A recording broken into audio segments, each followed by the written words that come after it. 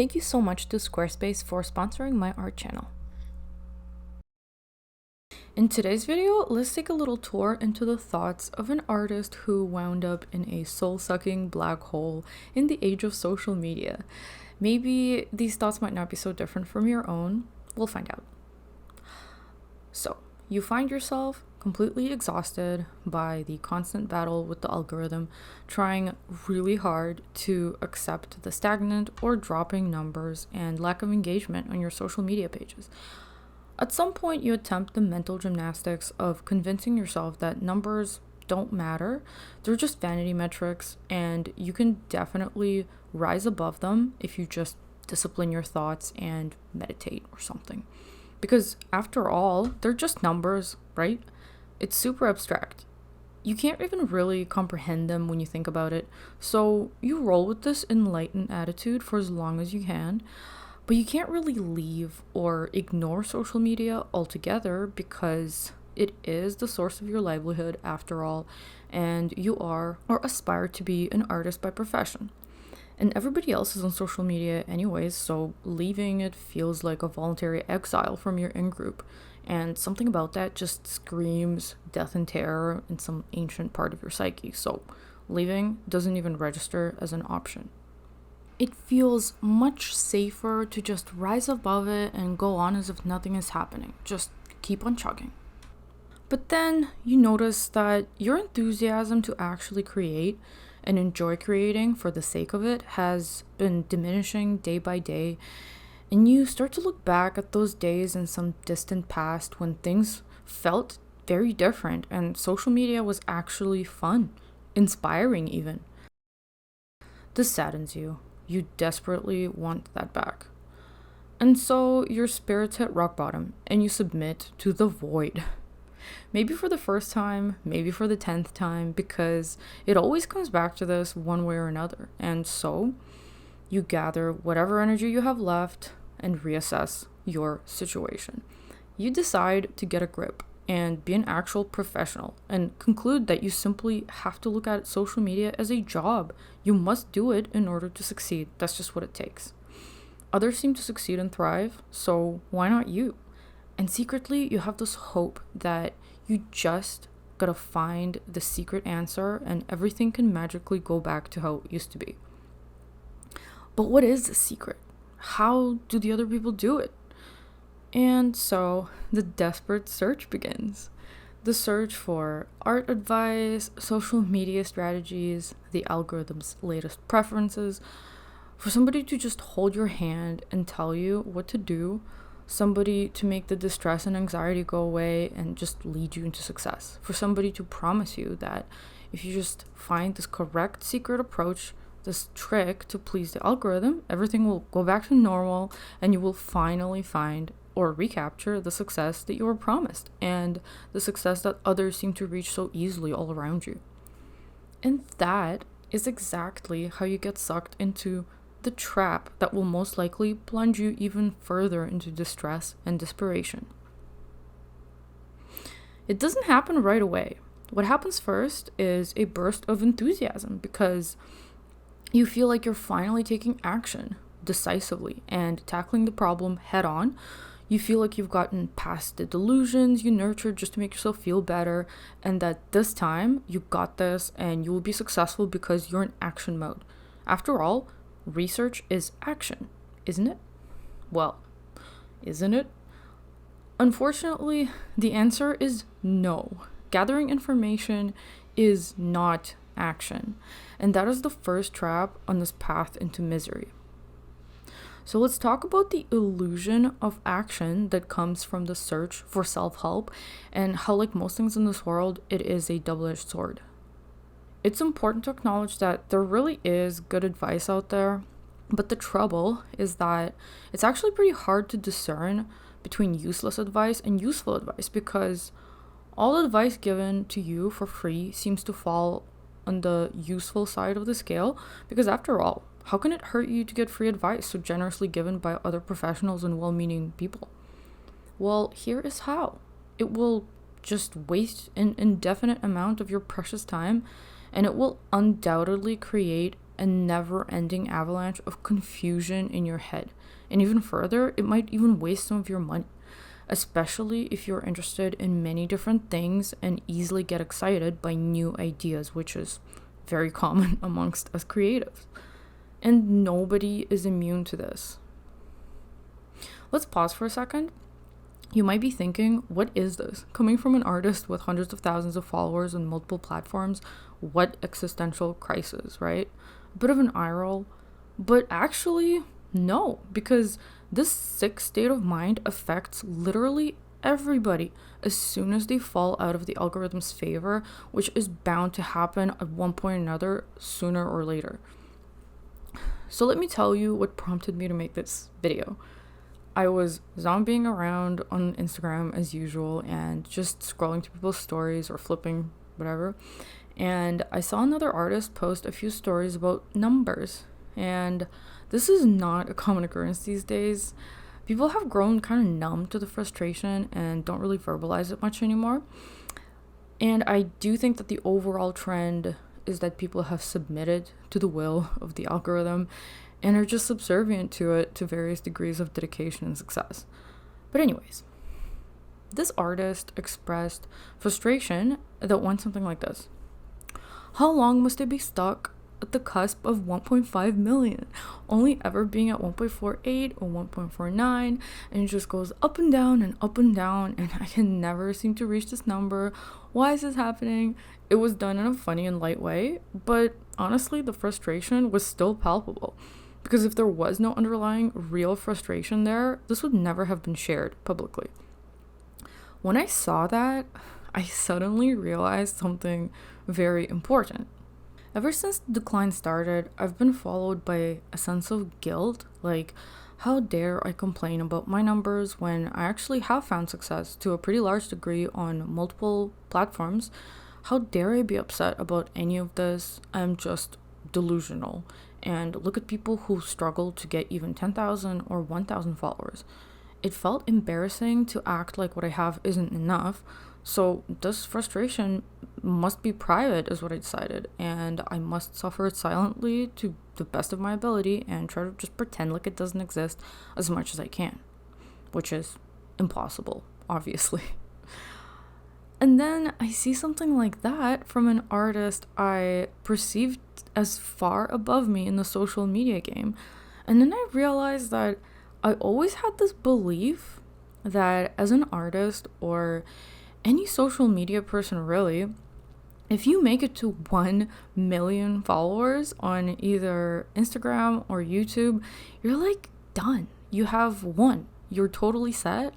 All your projects will get funded and all your dreams will come true, and you have obviously truly made it.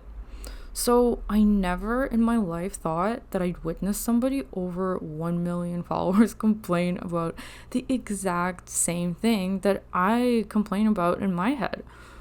And so this made me realize that it's literally no different up there than it is at my level and anywhere below or anywhere in between. It's all the same. We're all in the exact same psychological torture chamber. And I used to think that if I reach 1 million one day, I will never worry about this again. And now I see pretty clearly that I would have just been stuck in the exact same rut even if I did have 1 million followers. The only difference would be the number. And this mental fatigue from chasing numbers creates this massive demand for solutions. This is basically old news, I know, but who thrives in this demand? That would be people who give social media and business advice. Before I continue, let me tell you about my sponsor, Squarespace. As a full-time professional artist working from home, having a portfolio website is crucial for bringing in new clients. Social media definitely plays a part, but it is not a sufficient replacement for a portfolio website, because having to post frequently can really stand in the way of curating a proper gallery that is a good representation of my work. And so as a solution, I've been using Squarespace for years in order to show my work to potential clients. The galleries are super easy to set up and organize, and it only takes minutes to update when I have something new.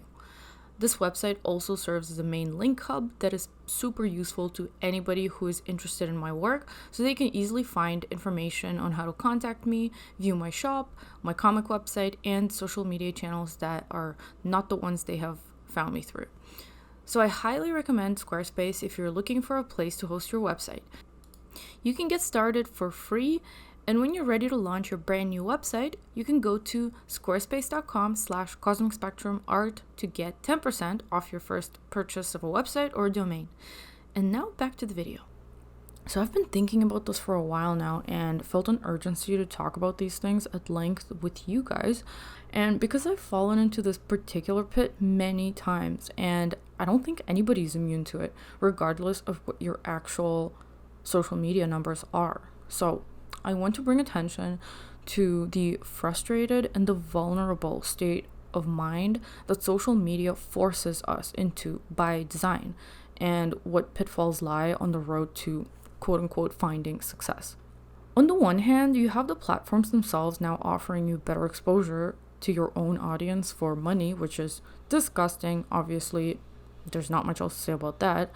But on the other hand, you have this huge swath of people on YouTube or TikTok claiming to know exactly what you need to do in order to go viral and grow a huge following on social media in a short amount of time, run a successful business doing what you love, monetize your hobby, etc. And making bold predictive claims and talking with remarkable confidence, giving free advice out of the goodness of their hearts. So am I saying that this is a grift? Not necessarily. Am I saying that it's a nefarious scheme designed to defraud you? Probably not. At least, of course, not in most cases anyways. But honestly, it's not that deep. People have good intentions most of the time. They think they're helping you while also making a living. And making a living off of helping others probably feels pretty good, right? But, the morality of such a situation is not for me to judge. And that's not the point anyway. The point is that as a creative who isn't business savvy, you will most likely sabotage your own career and or business by listening to this type of free generic advice. And why? That would be because it's extremely rare for a creative person to be business savvy. And the less business savviness you possess, the more likely you are to make an abundance of mistakes when trying to monetize your art, especially if you listen to generic advice given out freely on the internet by random people. It is the unfortunate truth, but the biggest danger is the illusion of action and progress that it creates. The illusion of action that gives you an emotional sense of progress when you're on the mission to find the social media strategy that will work for you.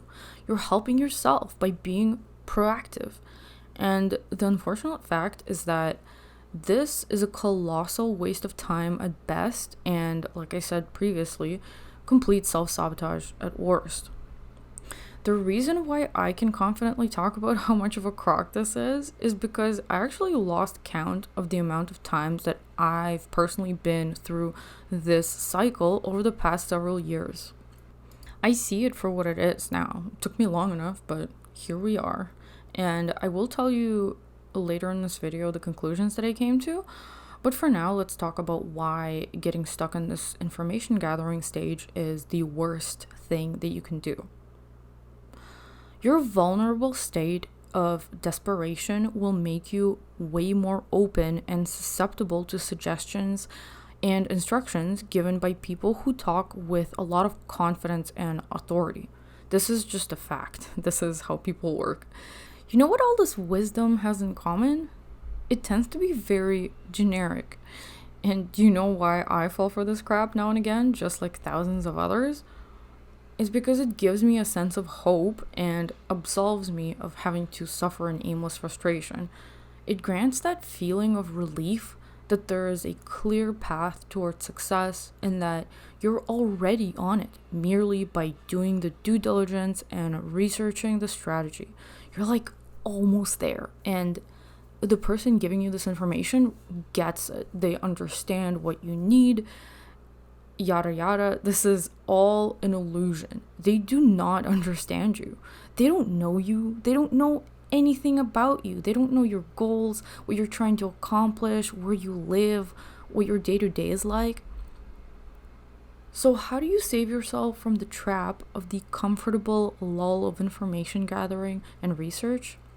You just have to ignore people that claim to have the answers to all your art business and social media growth problems and take a step backwards. You have to go back to the source, which is yourself. So first, you have to figure out exactly what you want to do and what you want to be known for as an artist. You absolutely have to know exactly what kind of art you want to make. And once you do, it will directly determine what kind of products you can make from your art for your fans to enjoy. This is deeply personal and it depends 100% on your unique situation, and the options are extremely vast. And knowing what kind of art you love making is just crucial. If you're really not sure and just love the idea of being an artist and are super drawn to people's pretty aesthetic reels of their art studios and latte sketching sessions, you're just under the spell of somebody else's projection. The truth is that being an independent artist comes with many difficulties, and those difficulties can only be withstood if you really love what you're doing.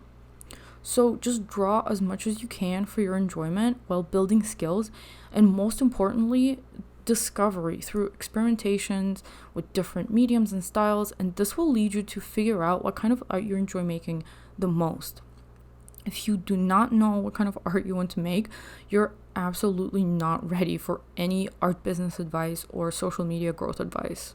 If you fill your head with art business advice prematurely, it will corrupt the path that you are meant to design for yourself. You will inevitably get tempted by many other paths that seem easier or more popular or more expedient or just more fun and easy, because often that's how it looks from the outside. I have made these mistakes many times over. Once you do know what kind of art you want to make, or at least have a good idea because you've already been making it, I'm 100% sure that you're already following other artists who do something very similar and are just further along on the road you want to be on. I think you should only look for advice for very specific things. You have to create your own strategy based on what you see in the activities of artists whose business model is already successful and greatly appeals to you specifically and is very similar to what you want to do yourself. This is how I found success in the first 15 years of my art career. Obviously not without making mistakes here and there, but the point is you should only look for advice for very specific things, such as what is a good platform to build an online shop, how to manufacture a specific product, how to ship out online orders, how to set up a good display for a convention, etc. These specifics will always be much harder to find answers for, but it's precisely because they're not generalizations. They're practical problems that are solvable with concrete information, not some vague advice on how to make money from art by listing like 15 potential options. ChatGPT can do that for you, and you don't need that anyways. The best thing to do is just personally reaching out to another artist for some sort of specific and being respectful about asking for directions. This was honestly the most helpful thing I've done in my career, especially when I was in my early 20s and starting to figure out the business side of things. And just a quick tip, what you absolutely shouldn't do and avoid at all costs is to reach out to an artist you admire to ask for super generic advice on how to get better at art or how to get noticed on social media. You likely will not get a response for something like that, or even if you do, it will be as generic and useless as your question. So yeah, do not ask people how to improve or where to get their inspiration. Just focus on more specific things that are hurdles along a path that you're already trying to figure out for yourself based on what you personally need. And here's the second thing to consider. If you think you found a person who could help you on YouTube or TikTok who is already giving free advice, you got to take a quick overview of this person who's giving you the advice. What is their business model? How do they make a living? If their livelihood depends on selling strategic business advice to others, proceed with extreme caution. Don't even bother listening to them unless they have reached the exact type of success that you want for yourself. For instance, if you're looking for advice on how to succeed as a comic artist, only take advice from those people who, backed by evidence, have already succeeded doing exactly that, who have managed to make an income by making comics, and maybe even more specifically by making original self-published comics, because there's a big difference between aiming to work for a company or aiming to be self-published. Whatever relates most to your specific goals, of course. If you want to figure out how to become an illustrator, only take advice from successful illustrators who have made a living off of being illustrators and whose work you love and aspire to. You might be thinking, why does it have to be that specific? Can't I just listen to advice from other people? Of course you can. You can and will do whatever you wish. I'm just presenting a warning about a super wasteful and depressing pattern that I've noticed in myself and some of my friends, and honestly, frankly, lots of other people in the art community. In an age of overabundant advice and information freely available ad nauseum all the time and everywhere, I think it is prudent to be more selective. Would you want to take instructions on how to fly a plane from somebody who's never actually done it, but loves to observe other pilots and muse about their flying protocols? I would hope not. And the same logic applies here. There are people who reach great success in their field and eventually expand to giving advice and teaching. And this is what you're looking for. For instance, if you want to write fantasy fiction, Brandon Sanderson is the guy for you. He's clearly not relying on his teaching for income, and his writing success just speaks for itself. So beware of somebody who confidently gives advice that has not succeeded themselves doing the things that they claim to be knowledgeable in. Does that mean nobody can give advice about things unless they're a certified expert? Of course not. It's not black and white, and people can and will do whatever they want. Just remember that your attention is a commodity in high demand, and every piece of media you watch is an exchange. You're not just gaining free information, you're also spending something. You're spending your attention, your time, and your energy, which is very valuable. The dark side of advice content is falling into a feel-good, comfortable lull of listening to an endless stream of seemingly helpful information, trying to hang on to every word as if you're being inducted into some secret knowledge. But the brutal truth is that, in my own experience, regardless of the seemingly good quality of this advice you can find in abundance on YouTube, it's always generic to one degree or another, and it is being made with the specific purpose of making money off of your attention. It's not a personal conversation you're having with somebody who sees you. You don't need to waste your precious time listening to this type of stuff. Trust me, I've fallen into that hole. Sometimes it might feel soothing to hear somebody echo back your art-related frustrations and insecurities, and for you to commiserate in whatever problems you might feel at the time, but this can become addictive, so be aware of this type of content as well.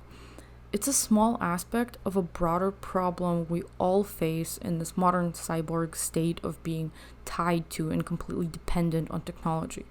Your attention is a resource of the highest value, and it is being sought after aggressively, so it definitely bodes well to be mindful of how easily you can give it away without even noticing. So whenever you find yourself feeling really hopeful and desperate for help, be careful. That's the most dangerous state to be in. Instagram has been super frustrating to me for many years now, and I have tried many times to apply some sort of strategy I found from some advice giver here or there in order to fix it. The truth is that in the long run, I actually never managed to do that. Every time I tried some new strategy, even if it was successful at first, because some of them are, it was always just too demanding, unsustainable, incompatible with my schedule and my lifestyle, and resulted in complete burnout and temporary abandonment of the platform. And every single time, the eventual return to the platform resulted in even more drastic drop-off. So these days, what I perceived as low numbers at the time a few years ago, they look great to me now by comparison to my current numbers. It's like it doesn't even matter at all what the numbers are. The system of mind control has been installed, and it just kicks in to suck you back into the vortex of desperation. I think the inshitification of all popular social media platforms has definitely come to pass, and we're just suffering through their slow but inevitable demise. And there are vultures feeding off of our struggling carcasses. I know this sounds quite bleak, but I think all the signs are there, and the general apathy that comes across most content on social media these days is proof enough for me. The flame has clearly gone out and the spark is gone. But is it all doom and gloom? Believe it or not, I actually don't think so. I think that recognizing the loop is the first step towards relative mental freedom, and I see now that the only thing I can fully rely on is faith. I know that probably doesn't sound very reassuring, but I honestly think it's actually more dependable and reassuring than just about anything else. Faith in my art is the only thing that can protect me from falling prey to a social media machine that relies on my desperation and is clearly designed to corrupt my unique voice and steer me into common denominator mediocrity. And I reject that. I have faith in my art and my story because when I read it, I feel a sense of excitement, meaning, and fulfillment like nothing else. And just as powerful and significant are the few comments that I get where you, my lovely readers, tell me about all the little details you notice in each panel and how excited you are to see where the story goes and how it's progressing. And I think one single comment like that is worth more than 1 million passerby likes I could get by drawing some hot fan art of the moment or just using some trendy hook to arrest people's attention by trickery. Attention won by trickery is worthless. Maybe if I didn't veer off my path so many times throughout my career, who knows? Maybe I would have gathered a much smaller audience, but at least that audience would have been there for the right reasons, not for tutorials or fan art or just artist vibes. There's nothing wrong with these things, and it's not like I didn't enjoy them. I just have the sense now that the desire for attention has influenced way too many of my decisions over the years. And now the only thing I want influencing my artistic output is my own soul and my faith in the story that I'm trying to tell. So I want to give my current audience a heartfelt thank you for sticking with me into this chapter of my career that is true to my childhood dream and is untainted by the desire for popularity and growing numbers. I feel super blessed to have your attention, and I do have faith that if I continue along this path, I will be able to connect with you through my story, and that is the kind of success that I want, and I think is the only success that I think is worthwhile. So thank you for sticking with me on this journey, and tell me if this video resonated with you. I hope to see you in my next one. Bye!